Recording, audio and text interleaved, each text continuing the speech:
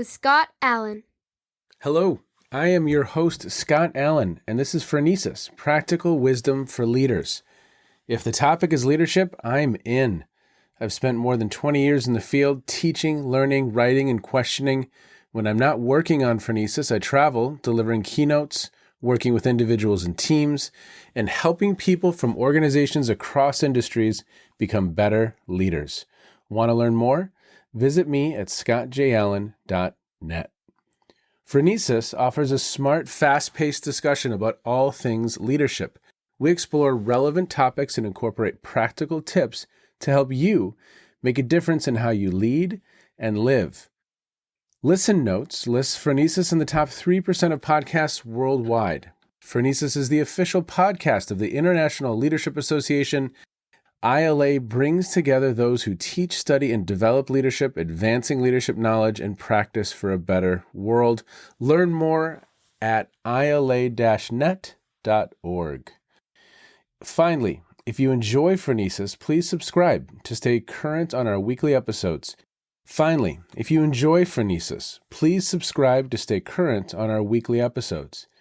you find an episode that resonates, please share it with your colleagues and friends. And if you want more content, subscribe to my newsletter, The Leader's Edge. The link is in the show notes. As always, thanks for listening. And now, here's today's show. Okay, everybody, welcome to the Phronesis podcast. Thank you for checking in wherever you are in the world. We have a fun conversation today, and my guest, Martin Gonzalez, has been on some really, really cool adventures. I'm going to tell you a little bit about him first. Martin is the creator of Google's Effective Founders Project, a global research program that uses people analytics to uncover what makes the best startup founders succeed and shares the success formula with the world. He has run leadership courses for thousands of tech startup founders across 70 countries in the Americas, Asia, Africa, and Europe. He is a frequent lecturer on entrepreneurship, organization design, and people analytics at Stanford, Wharton, and INSEAD. He is also the author of the best-selling book, The Bonfire Moment: Bring Your Team Together to Solve the Hardest Issues Startups Face. Martin is a principal of organization and leadership development at Google. He works with Google's senior leaders to shape team culture, develop their people, and expand their leadership so they can build cool things that matter. I love that phrasing. In his 10 years there, he's worked with leaders across Google Research, DeepMind, Technology and Society, Responsible AI, Pixel, Fitbit, YouTube, Search, Maps, Android, and Chrome, to name a few. That was more than a few, Martin. I love it. In 2023, the Aspen Institute recognized him as a First Movers Fellow, honoring his pioneering work at Google. In 2024, he was featured on the Thinkers 50 radar list, a prestigious recognition dubbed the Oscars of Management Thinking by the Financial Times, which highlights emerging thinkers expected to significantly influence future management thinking. Prior to Google, he was a management consultant for Boston Consulting Group and a product manager at Johnson & Johnson. Martin has studied organizational psychology and behavioral science at Columbia University and the London School of Economics. He is a serial immigrant, having lived and worked in New York, Jakarta, Singapore, Taipei, and Manila, where he is originally from. Today, he lives in the San Francisco Bay Area with his wife, Bea, and 3 kids, Noelle, Jaime, and Andrea.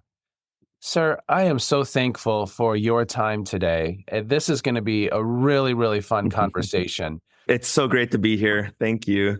Wonderful, incredible bio. As I said to you before we got on the air, what is something that's not on your bio that listeners might want to know about you? That my pandemic hobby was woodworking, that I maybe spend way too much time watching documentaries on cults and religious scandals. A good friend told me once, I get it completely, Martin. This is not a strange hobby. Like, you are an org psychologist. This is exactly what these shows are about. I thought, yeah, that makes sense. Yeah. Okay. I just did a blog post a few weeks back now on Wild Wild Country. Oof. Yeah. It makes you wonder, who was the true mastermind? Was it Sheila, or what was the guru's name? Like, the main guy, right? I don't remember. But, in class, I've used some of those documentaries, whether it's the documentary PBS on Jim Jones, which... Oh, yeah. occurred. Heartbreaking, but Yes, 100%. But there was another one on Heaven's Gate that I recently watched. So I'm with you in that. yeah, I don't like to yeah. exist in that space for a long time, but No, it's fascinating from an org psychology or from an influence. Like the fact that these individuals have this level of power over another group of humans. How does that happen? in some ways, I think that's the greatest school of leadership. And not to say we should learn how to manipulate No. others, but these individuals know exactly the human condition and how to get people to do things they otherwise, like a rational person, wouldn't quite do, right? Oh, 100%. I mean, there was another Yeah. one. I don't even remember this woman's name, but she was in Colorado, a tortured soul, and all of a sudden amassed a little bit of a following, a band of people. And yes, very interesting. And to your point, Yeah. they understand the human condition. I think Yeah. it might have been a small group communication text. They gave the recipe for starting a cult, and some of the ingredients were the charismatic leader, a vision of some sort, whatever that vision was, a set of principles around that, seclusion, time, and then a lot of what would be called consciousness raising talk, where I'm kind of Oh, developing, interesting. I'm emerging my soul to you, Martin, and you're getting to Yeah. know me, and I'm sharing everything about me, and then that creates this glue. But interesting. So interesting. The point on seclusion is extra interesting to me because I think in some ways, the way that translates to like more mainstream leadership is less about secluding, but more about how do you help your followers create meaning out of what they're observing, right? So the business is tanking. Is that a moment where we're headed towards failure? Or is that a moment where we need to buckle up and get the best ideas on board and we're going to succeed because we're going to try really hard? So, I mean, it's things like that one could really learn from these cult leaders. For listeners, don't be a cult leader, but learn No. them. Yes, that's right. That's the message. We could title the episode "How to Be a Cult Leader." That would probably get some hits. So, Martin, you've now, it was so exciting. You just said that this is now, your work has become an international bestseller. And Yes. how exciting is that? Congratulations on that. Thank you. And Thank you. I was with a member of the Thinkers 50 actually this morning. So this is my Thinkers 50 morning. It's a great way to start the Friday. But Great. you start off your book with this statement, and I love the statement. It's intriguing and it draws you in. Startups have a people problem. So talk about that. It's a great place to kind of, I'm intrigued. Tell me more. Yeah. It comes from this idea that a lot of people in the startup ecosystem think that the number one reason why startups fail have to do with the technology, the timing of the market, or running out of cash. And then you find this classic study from Harvard, which then gets replicated again many years later, that asks VCs, look at your portfolio, think of the last few companies that failed, and what were the top reasons for failure? 65% of startups fail because of people issues. And it's co-founder conflict. It's not creating the right team dynamic. It's making sloppy decisions on who to hire, keeping the mediocre ones, seeing the excellent ones go because they don't find a home. It's all these many things. And so in many ways, my life's work has been to raise awareness about all of these less quote unquote sexy parts of building a business. It's not something you would put on X or on LinkedIn that you spend time thinking about the people challenges of your company. No. We talk about the tech, the disruption, the fundraising, and all of that. It makes perfect sense because I think at times, yes, the bright and shiny object is the tech, is the idea, is the potential path forward. And then you get into this place where if we don't have the right people in place, if I'm not, and that's this interesting bind. I mean, you're in that ecosystem, living in that ecosystem in the Bay Area, a front row seat where just because someone has developed a very, very cool piece of technology or has a very clear vision of a better future in some way, does not mean that that individual is skilled at the work of building a team, designing culture, motivating others. And so it's interesting. So I love that statement. startups have a people problem. If we're Yeah. not bringing in the right people to design that, we're in trouble. I don't think it's for lack of intelligence. In fact, if anything, these founders are probably the most intelligent people you'll find. Yes. It's really because they obsess over the product, as they should, and then they don't realize that soon after they're going to have to build a team around it. Yes. And then in many ways they think this is just like, people are just like code. We can find the bugs and debug this code. And many times I tell founders, this is the buggiest code you'll ever find. The human condition, the buggiest code. And the problem with this kind of code is you can debug it, and normal code will function today, it will function tomorrow if you debug that code. But with people, it's like these bugs just come up with some randomness, right? So it's a tough job. And in many ways, it's the toughest part of the job, but it's just never given the same amount of brain space. Yes. And so in the first part of the book, you start talking about some of these traps. So maybe what are a couple of those? Let's just intrigue listeners. And what are a couple of those traps that you find particularly intriguing? These are traps that these organizations and these leaders find themselves in. So go there for a moment. Yeah, gosh, it's hard to choose from your children, from your darlings, as Stephen King would call it. I'd say there are two maybe that I'll highlight, especially knowing that your listeners are probably like seeing a lot of this with their clients or with their students. The first one is the trap of speed. And in this chapter, we talk about how startups are under immense amounts of pressure. And it's very easy for them to see the short game and to forget that there's a long game to also be won. What tends to happen in the short game is there's some decisions that they make that very predictably create pain, a world of pain down the road. Things like who you co-found with. The most expedient way to build a company when you have nothing but a vision and energy for it are usually friends and family. And we know from the data that startups that have that configuration that began as friends and family, we know that those are the most unstable partnerships. A big reason for that is that these relationships are the most expensive ones you will ever have, right? Not only is there a personal cost to this relationship, but there's also professional cost now, this new professional cost of the relationship. And so when the relationship is very expensive, it's very hard for you to put that relationship on the line for the sake of the business when it comes down to that. Wow. And so the tough conversations don't happen nearly as often as they should.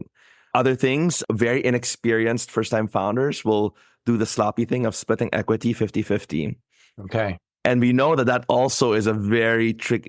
Let me put it this way. There's some research out of Wharton by actually a good friend, Jason Greenberg, who's now in Cornell. And he looks at static equity splits versus like more dynamic splits, and where you would say something like, if you contribute this much, or if we go full-time, or if one goes full-time and not the other, if these skill sets become relevant, then this is how we will vest the equity. And this is a classic mistake. So that's the first one of like, how do you think about being both a chief bricklayer, i.e. playing the short game, and then also being a chief architect, i.e. winning the long game? And in the short game, you value being scrappy and quick. In the long game, you value keeping tech debt low. You value excellence. You need a really good product in the short game. You need a really good team in the long game. And how do you balance it too? We talk about this idea of a hyperbolic discounting, how there's this computational error we humans make where when the benefits are in the present, you value it pretty accurately. When the benefits are in the future, you somehow apply a discount factor to it. And that's part of the big problem of the trap of speed. So I love the conversation around, I'm sure you've read some Daniel Kahneman, these cognitive biases that have been like another phrasing that you have in this book is teams are harder than tech. And I love the phrasing of the bugs. You can't decode, get rid of the bugs in the code of a human being at times. Because a friend of mine, Mike Mascolo, who was on the podcast, he said, look, each person is an infinity. There's so much to each one of us. And in between the two of us, there's just an infinite number of variables. That complexity is complex. So that's really, really interesting that whole cognitive bias kind of literature. I didn't know that about splitting equity from the very beginning. It's generally not a good idea. Yeah, no. And smart VCs know this. Smart investors know this. Like when you split equity equally, really what it is a signal is that you have a team that's not mature enough to have the tough conversation around contribution and the value of each one's contribution. Wow. Wow. It shows up in other ways too, like power sharing is a very common thing in startups. We'll call each other co-CEOs, and Yes. and they'll look at places like, I think Salesforce had co-CEOs at some point. Google, it's not quite right. There was never two CEOs, but they look at the two founders as co-CEOs. Again, not exactly accurate, but they think, well, we could do that. But really what they're doing is they're trying to skirt around those hard conversations. So conflict, and oftentimes conflict avoidance from the beginning, is baked into the DNA. Does that make sense when I say that? It's unspoken expectations, which you inevitably will violate. Okay, so the trap of the inner circle. Yeah. So the trap of the inner circle, really, the jump off point is that it is so easy for you to build your company with friends or family, or usually with some coworkers. We know that actually founding with a coworker is actually generally a good idea. It's because you see these coworkers in a professional environment. You have an unspoken kind of baseline for the work ethic you expect of each other. And then you know each other's skill sets. Yes. The one downside of working with coworkers is your networks tend to maybe be a little bit too common. And we know that diverse networks, diverse sources of future employees or capital is also important in a startup. But the trap of the inner circle, we talk about how these inner circles that are so particular in the startup world, but also in very much in the corporate world, they resist disagreement, they resist dissent. It becomes a really great place to build groupthink and have very low quality disagreements. Okay. It's the question of like, when you come together as a group, do you tend to correct each other's errors or amplify each other's errors? And at least as far as the research is concerned, as far as I can see from my review of the literature, it's more the second. It's more that we amplify each other's errors. And so we talk about it in that chapter. One of my favorite stories in the whole book is actually in that chapter.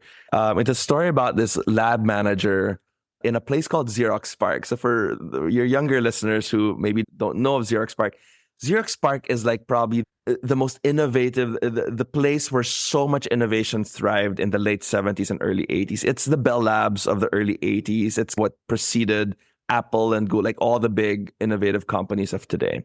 The personal computer, there's this legendary story that Steve Jobs takes from, and even Bill Gates takes from displays, the user interface, the use of the mouse and all that. It's where you get Pixar and Adobe and 3Com. It's a prolific place for innovation. This lab manager, his name is Bob Taylor. And Bob Taylor says that my number one job in this lab, by the way, these were like PhDs, like world-renowned experts in that field. Yeah. My number one job was not to resolve disagreements. My number one job was to graduate class 1 disagreements to class 2 disagreements. What did he mean by that? Wow. Class 1 disagreements are what I think today we would call a straw man argument, which is, Scott, you have a point of view that I disagree with. Let me represent that point of view in the weakest way possible, making it easy for me to refute. A class 2 disagreement is what you might call not a straw man, but a strong man argument, where, Scott, let me play back your argument about this topic in a way that you feel satisfied by, in a way that I highlight the strengths of your argument. And then only then, when you're satisfied by that, do I then come in with my opposing point of view and debate it out. And he says that it's not my job to resolve any of these agreements. My job is to hunt down these class 1 disagreements and graduate them to class 2 disagreements. And I think that's a really useful way to think about your role as a leader. Yes. Yes. Well, and if we go to the next one of and this is the last of these that we'll talk about, but the Maverick, I'm wondering how these two play together. Yeah. The inner circle, and now we've got the Maverick going on, and who's working at top speed, or she's working at top speed. So how does this play out with the Maverick? Yeah. So the trap of the Maverick mindset, in many ways, this becomes relevant later on as a company scales. Like that chapter talks about, and what we've observed in founders and in these Maverick leaders is they think, let me point the same amount of innovative thinking, first principles thinking onto the topic of people. And then they make some really classic mistakes that just the evidence there's tons of evidence that show that these are myths, and yet they just try to push them out. Now, I am not an apologist for old school management. Sure. And I think we should be pushing the boundaries around management thinking. But I would say check the evidence for it. So a few of the things that we talk about in this chapter. So one is the myth of scaling without hierarchy. The tech industry has a love-hate relationship with managers. I don't know if you remember this story early in early days of Google. Larry Page, who I think is really quite the incredible organizational genius, he said, look, like software engineers look at managers as evil. They create deadlines, they create busy work, they push me towards these deadlines. Like, we don't need them. So they did this grand experiment where they actually took all the managers, turned them into individual contributors, and had about 2,000 engineers report into the head of engineering. Now, that experiment lasted for, I think, about 2 weeks, if I'm remembering correctly, because this VP of engineering was busy approving expense reports and vacation leaves and resolving conflicts. And so they concluded in that initial moment was that, okay, at least for these things, managers are useful. Now, Google, the people analytics team comes in, and this is Laszlo Bach and Prasad Sethi. They come in and they try to study this more closely. Like, are managers actually valuable for other things? And the answer is yes. And there are all these upsides.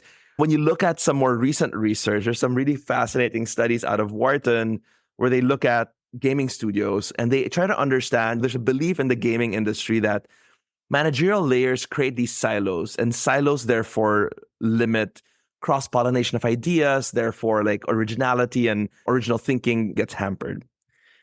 What they do is they try to look at what is the upside or downside of an additional layer of management.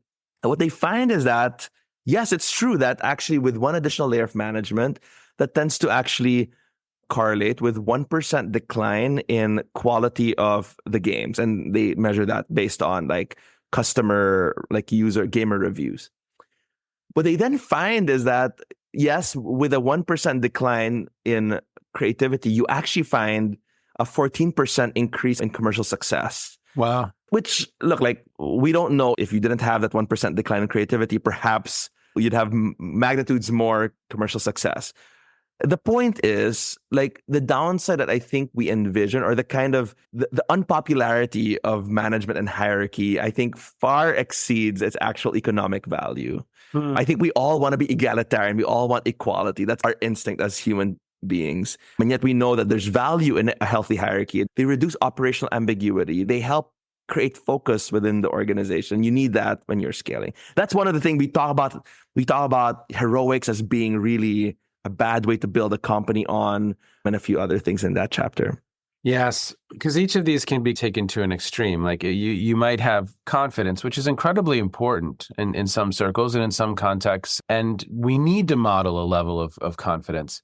And at times we need to model a level of humility that we don't know it all, that maybe the approach we have taken isn't working. And so I love how you're framing in the first part of the book some of these traps that we see over and over. And Martin, I want to say this now because I might forget later, but even listening to you speak now, something I very much appreciate about your work is that you're in this really, for me, Goldilocks zone where not only have you done the research, not only do you have the experience of living in that ecosystem, but you're also referencing other research.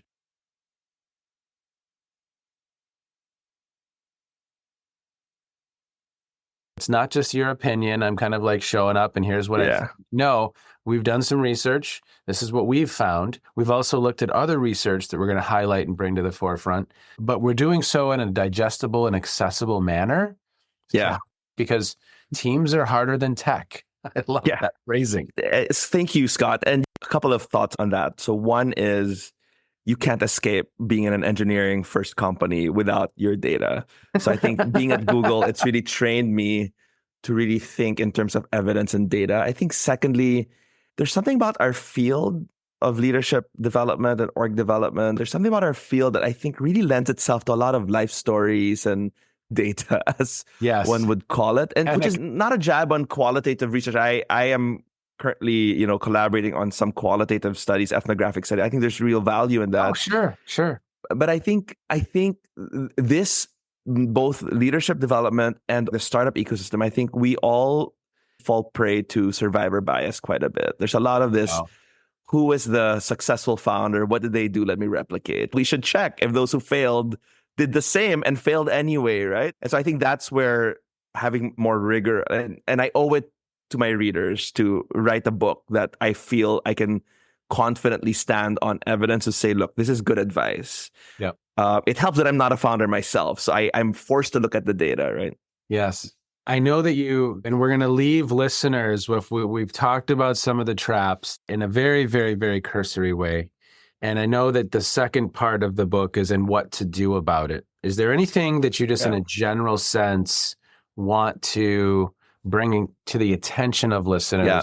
We got chapter 6 through 10 that really is focusing on what to do about it. Actually, chapters 6 through 12. That's right.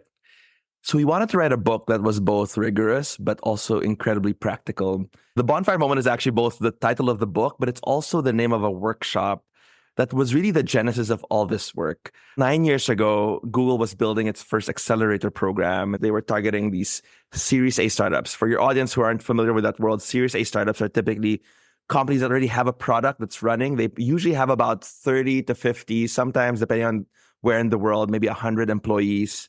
And so they're actually scaling. They're in that point where there's some amount of scale that they're experiencing. Well, when they were building this accelerator, it was very much a technology-first accelerator. There were topics around machine learning back then. Now it's all AI is all the rage. A lot about UX design and internationalization, all that. There was nothing about people and culture. And so I go to Josh, who's my co-author. He was then in the leadership team of this accelerator program. And I said, look at this study that I mentioned earlier in the conversation. Look at this study from Harvard. It says that the number one reason for failure are people issues. Give me a small budget. Let's pilot something simple. And this is my 20% project. So Google allows you to work on these passion projects. We take what we believe to be the best ways to develop managers at Google. I tweak it, I tailor it a little bit, and then we bring it to Jakarta for the first run. And it was a no-frills workshop. All your practitioner listeners will look at it and think, oh, there's nothing special here. And I felt exactly that way when I pulled it together. It was very simple. And then the founders in that workshop said, wow, this was the most useful part of this entire accelerator. And the accelerator program was top-notch. Yeah. And yet this was the most, and we said, okay, look, like maybe an anomaly. There's probably nothing special here. Let's try it again. We bring it to Bangalore. And again, it's, wow, this is the most important part of this accelerator, the most valuable part. Bring it to Sao Paulo, to Warsaw, to Stockholm. And it eventually reaches 70 countries. And it takes a life of its own. At some point, founders are reaching out saying, hey, I hope you don't mind. I took photos of your slides and we ran our own version of the Bonfire Moment with other founders. And so we thought, okay, we might as well help people and open source as much of these tools that we've road tested and refined over the years to people. So part 2 is basically us open sourcing that entire workshop.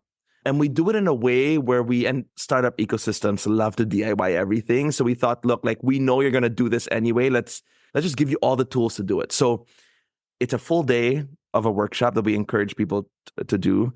They can DIY it. If it's a more complex, like high conflict team environment, we say, look, you can get a facilitator. You can get maybe a mentor to study the approach and run it for you. Each chapter in that part 2 is like each block of the day. There are 4 blocks. This is how you do it. This is what the day should look like. Here are all the watch outs. Here are all the tools you need, to give your listeners a very quick sneak peek into it. Collected a lot of data on these founders as we've run this around the world. We summarize what we've seen in these 360-degree feedback surveys on founders. We've summarized it into a list of things that we've seen as a successful strategy that they employ.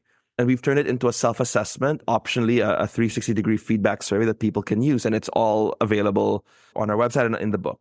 We've summarized all the sources of conflict we've seen these startups fall into. We invite teams and leadership teams, not just founders when they're a little bit more progressed. We invite them to look through this list and think about which of these do we need to address or talk about, anticipate, and work through. We invite people to have what we very affectionately call the bullshit circle, which is a time for people to talk about the biggest insecurities of the journey and how they tend to mask up and create toxic environments for their teams because they're trying to protect their insecurity. So it's all these many things, and we try to pack it into a way that's accessible and where people can really draw a lot of value from it. Yes. Give listeners a quick snippet on why the Bonfire Moment. What does that mean?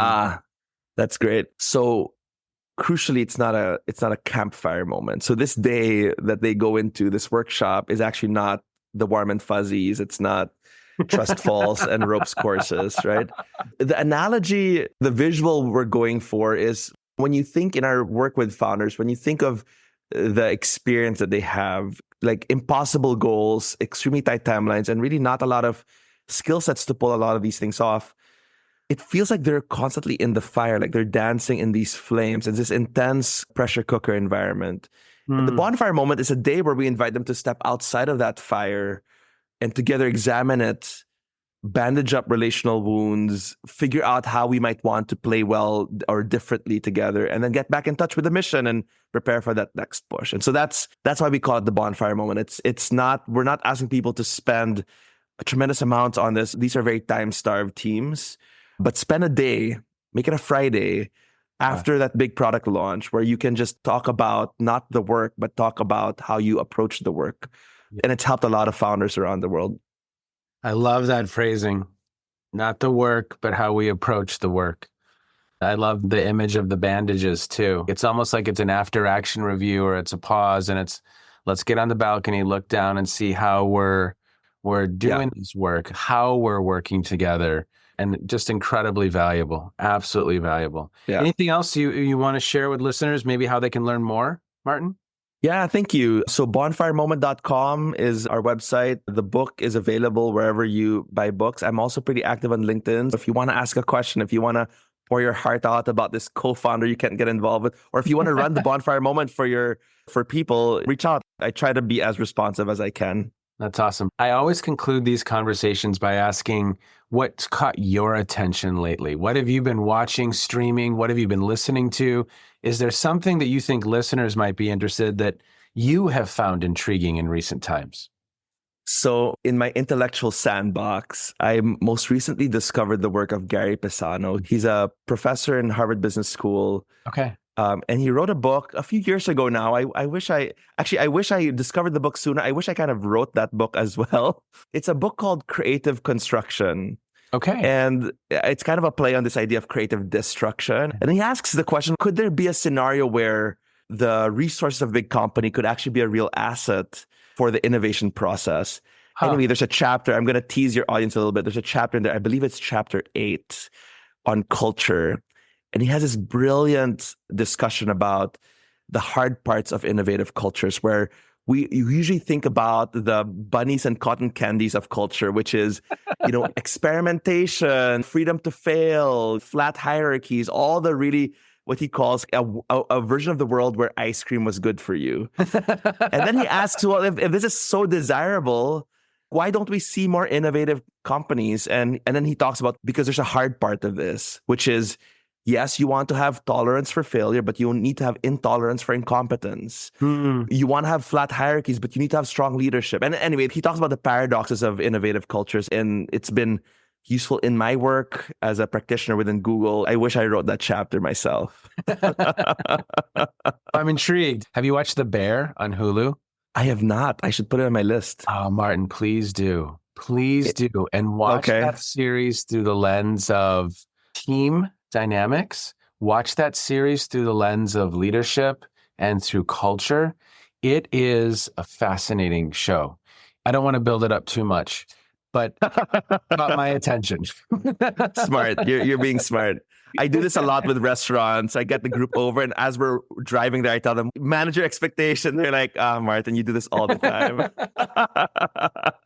Oh, sir, thank you so much for your time today. I really appreciate it. And thank you for your great work. And as I said, probably 15 minutes ago, I just have real respect for how you've approached this work. It's just very wonderful. And for listeners, I'm going to put a lot of links in the show notes so that you can learn more and connect with Martin on LinkedIn, and go ahead to Amazon or wherever it is you purchase your books and buy a copy. Use it in class. Use it with your students. Use it with your clients. He's given you the recipe to do that experimentation and help these organizations. It's not just for tech startups. This is an opportunity for all teams to pause, reflect, and have that process be a part of their growth and development, correct? Yeah, absolutely. Thank you, Scott. I have loved this conversation, and I love what you're doing with your podcast. Thank you. Thank you so much. Longtime listeners are going to know what I'm about to say, and I said it during the podcast as well. Goldilocks zone. Some of their own research, the research of others, practice. It's just this really, really nice sweet spot when it comes to making sense of some of these dynamics. I love the concept of performing that after action review and pausing and thinking about how we're doing the work. That too is just incredible. Thank you so much, Martin. I appreciate you stopping by and having a conversation. Thanks for your good work. And for all of you, have you registered for the International Leadership Association's annual conference, Chicago, November 7 through 9? We have just an incredible lineup, many of whom have been guests on the Phronesis podcast. So you get an opportunity to see them live and in action. Just a lot of fun. Very, very cool. I'm going to put a link in the show notes if you'd like to learn more about that. As always, thank you so much for checking in. If you like what you hear, share it with others. Take care. Be well. You have just finished another episode of Practical Wisdom for Leaders with Scott Allen. To contact me, visit scottjallen.net or send me a note at scott@scottjallen.net. I'm also on LinkedIn, so let's connect. If you have feedback, I'd love to hear it. And as always, thank you so much for listening. And now here's my daughter, Emily, with the outro.